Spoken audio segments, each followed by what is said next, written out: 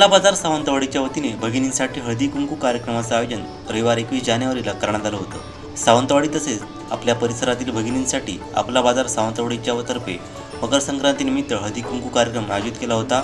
हळदी कुंकू हे महिलांच्या सौभाग्याचं, प्रेमाचं आणि आपुलकीचं प्रतीक आहे आणि हे प्रेम, आपुलकी, माया जपण्यासाठी सामाजिक बांधिलकी ठेवून या हळदी कुंकू कार्यक्रमाचं आयोजन करण्यात आलं होतं। या कार्यक्रमास महिलांनी मोठी गर्दी केली होती। आपला बाजार महिला कर्मचारी वर्गाच्या वतीने सुवासिनींना औक्षण करत हळदी कुंकू वाटप करण्यात आलं।